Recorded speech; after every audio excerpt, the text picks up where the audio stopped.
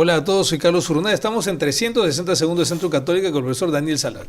Daniel, veamos, a ver, crear, innovar como parte del proceso de educarse, pero parece que en determinadas sociedades queremos innovar bajo moldes. Así es. Es decir, creas, pero para que seas.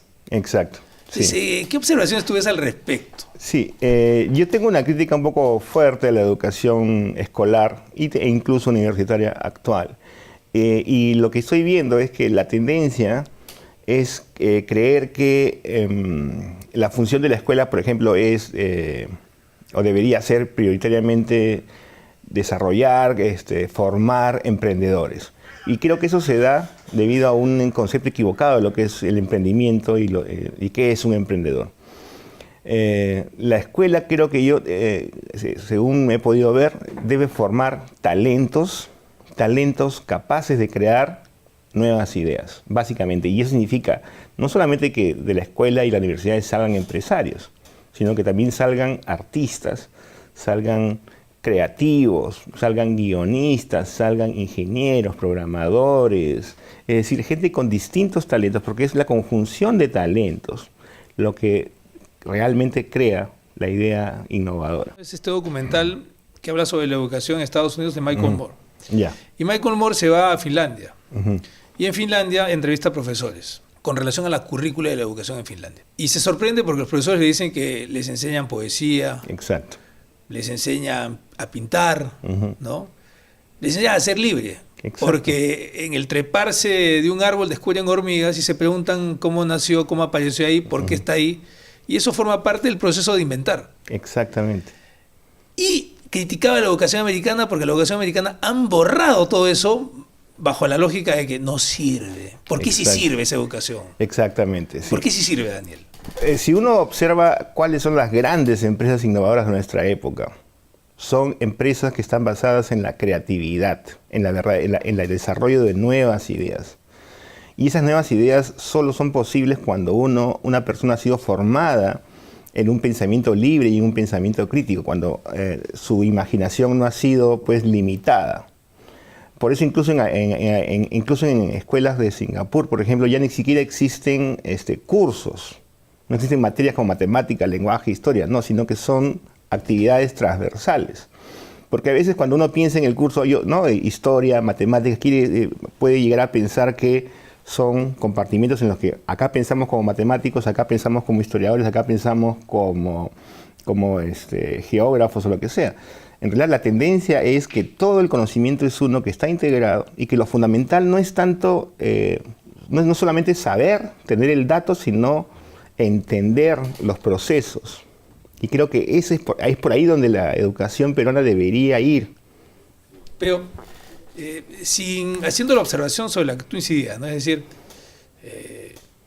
es extraordinario que haya mucha gente que quiere ser emprendedora, sí. Pero no todos quieren ser emprendedores, no todos. Y estamos obligando a gente que no lo desea a formarse en educación con la que no se siente identificado. Exactamente. Entonces, ¿qué es lo que estamos perdiendo como sociedad? Es bueno que haya emprendedores, es necesario que haya emprendedores, pero también es necesario que haya médicos, que haya ingenieros, que haya artistas, que haya filósofos, que haya músicos.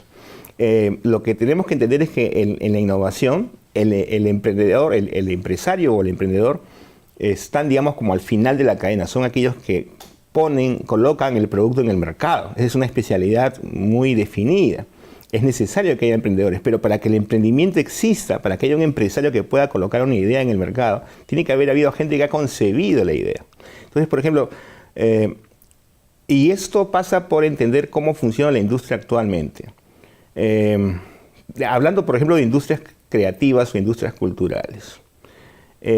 Para los peruanos, por ejemplo, es imposible competir, o no es imposible, pero en todo caso es muy difícil competir con Hollywood, por ejemplo.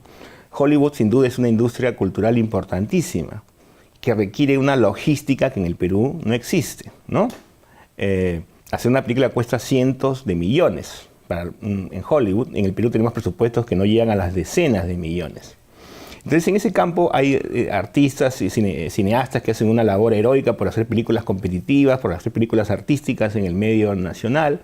Pero pensemos en otra industria cultural que está surgiendo, que es, por ejemplo, la industria de los videojuegos.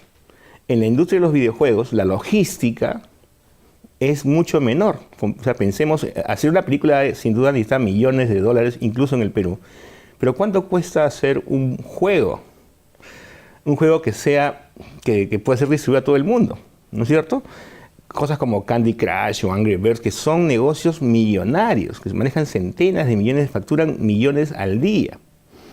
Y que son básicamente producto de una conjunción de talentos de programadores, de dibujantes, diseñadores, incluso algunos científicos que participan de la programación para que el juego sea lo más realista posible.